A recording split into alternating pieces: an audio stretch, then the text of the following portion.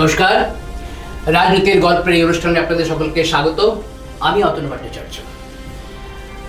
দেশে ভোট চলছে এবং দেশের ভোট পণ্ডিতরা সারা দেশে কোথায় কিভাবে ভোট হচ্ছে, ওপিনিয়ন পোল,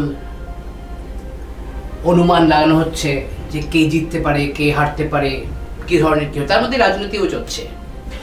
আসলে ভোট এবং ভোটের এই যে গণনা, এটা রাজনীতির একটা অংশ। রাজনীতির মধ্যে এর মধ্যে রাজনীতিও আছে। কেবল যে সংখ্যাতত্ত্ব হিসেবে ভোটের গণনা হচ্ছে তা নয়, এর মধ্যে রাজনীতির একটা মিশেল আছে, যাতে মানে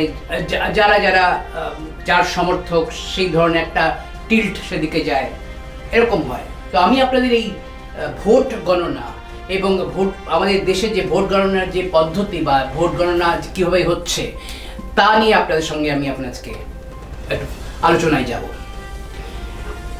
প্রথমে বলে রাখি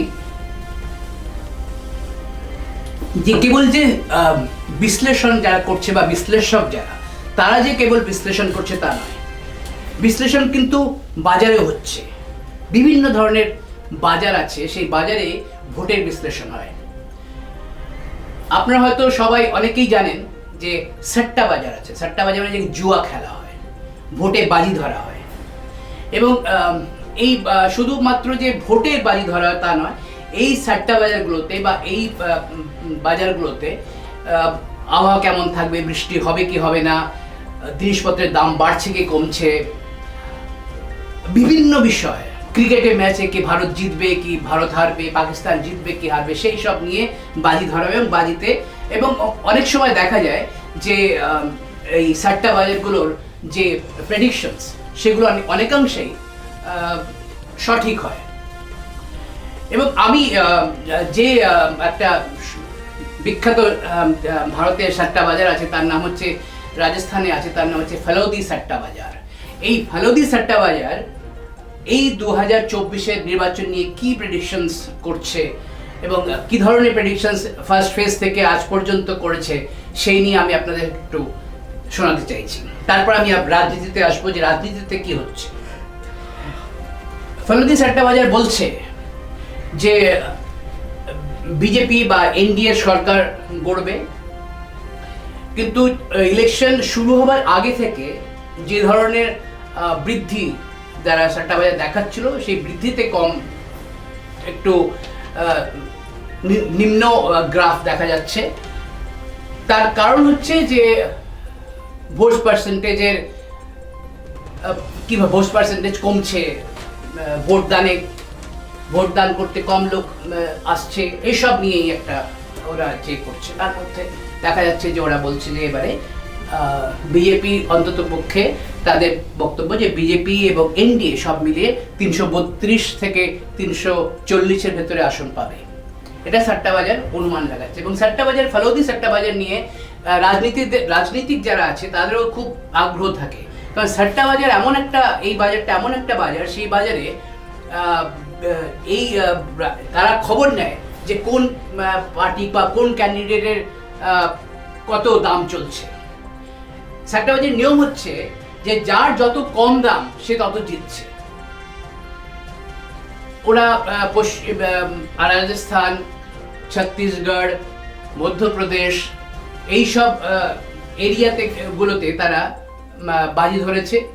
এবং রাজস্থানে বিজেপি যে গত দুবার ধরে যে ক্লিন সুইপ করছে, সেই ক্লিন সুইপ বোধহয় এবারে বিজেপির হচ্ছে না। বিজেপি সেখানে হয়তো 1-2 সিট এদিক ওদিক হতে পারে, কিন্তু ছত্তিশগড়ে 11টা সিটের মধ্যে বিজেপিকে দেখাচ্ছে তার 11টাই সিট জিতছে।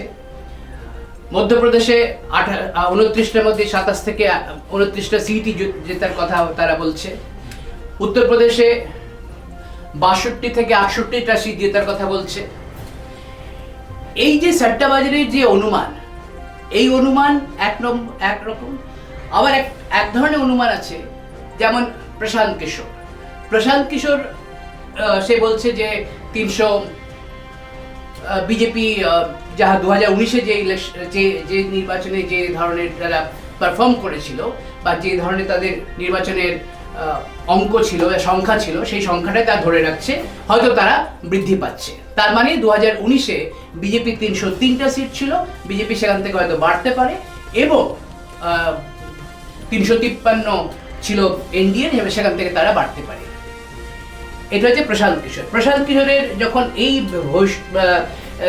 এক্সিট পোল বা ওপিনিয়ন পোল যখন আসছে, তখন কংগ্রেসের মাথা ব্যথা শুরু হয়েছে। কংগ্রেস তখন বলছে যে প্রশান্ত কিশোর এখন বিজেপির মুখপাত্র হয়ে গেছে। তো ওরা করেছে, কংগ্রেসের লোকজন তারা করেছে, জয়রাম রমেশ তিনি করেছেন একটা ভুয়া প্যাড বানিয়েছে, বিজেপির প্যাড।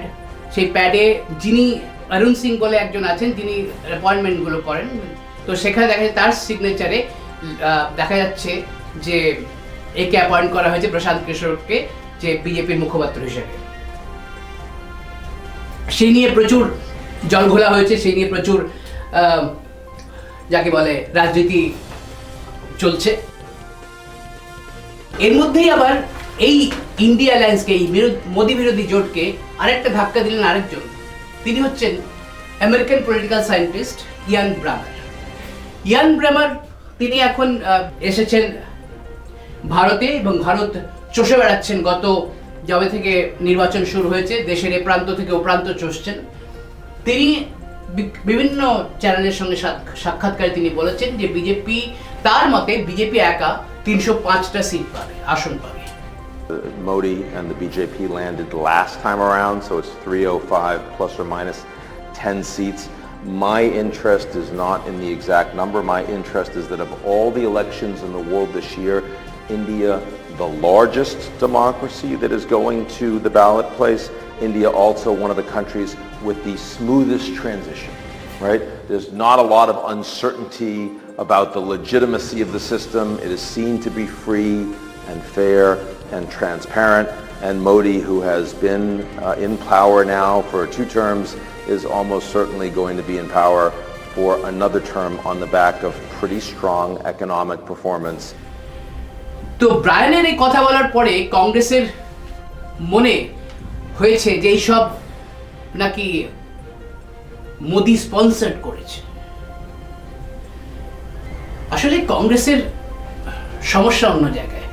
কংগ্রেস নিজে বুঝতে পারছে না যে তারা কটা সিট পাবে। এই ফেলোদি সেট্টা মার্কেট কংগ্রেসকে দেখাচ্ছে 58টা সিট, 58 থেকে 60টা সিট দেখাচ্ছে। বা ইন্দোরের যে সেট্টা বাজার আছে, তারা বলছে কংগ্রেস পাবে 60 থেকে 62টা সিট, কংগ্রেস প্লাস। তো এই যে কংগ্রেসের অবস্থা, কংগ্রেস এটা মানতে পারছে না যে রাজনৈতিকভাবে তারা দেউলিয়া হয়ে গেছে। এই যে রাজনৈতিকভাবে দেউলিয়া কংগ্রেস, যখন এই ধরনের কথাবার্তা বলে, তখন বুঝে নিতে হবে, যে কোনো পলিটিক্যাল পার্টি বুঝে নিতে হবে যে তারা এই নির্বাচনটা কে সারেন্ডার করে দিয়েছে। এই নির্বাচনে তারা আর কিছু করতে পারবে না, এবং তাদের মতে যে তারা আর এই নির্বাচনটাকে মোদির হাতেই ছেড়ে দেওয়া হোক। তো আমরা দেখবো, এখন তো এই ওপিনিয়ন এক্সিট পোল, 1 তারিখে এক্সিট পোল হবে, 4 তারিখে আপনারা রেজাল্ট দেখতে পাবেন। তার মধ্যে এই যে বিভিন্ন ধরনের ভবিষ্যৎবাণী চলছে, বিভিন্ন ধরনের বাজি চলছে, এইগুলো খুব ইন্টারেস্টিং। কিন্তু এইগুলো পড়ে আপনারা বুঝতে পারবেন যে ট্রেন্ডটা কোন দিকে, ট্রেন্ডটাই এই রাজনীতির ট্রেন্ড, এই ইলেকশনের ট্রেন্ডটা কোন দিকে। ট্রেন্ডটা কিন্তু একটাই কথা বলছে যে মোদি এই ট্রেন্ডের নায়ক। তো আজকে এই পর্যন্তই। আমার টপিক যদি ভালো লাগে নিশ্চয়ই কমেন্ট করবেন, চ্যানেলকে লাইক করুন, সাবস্ক্রাইব করুন।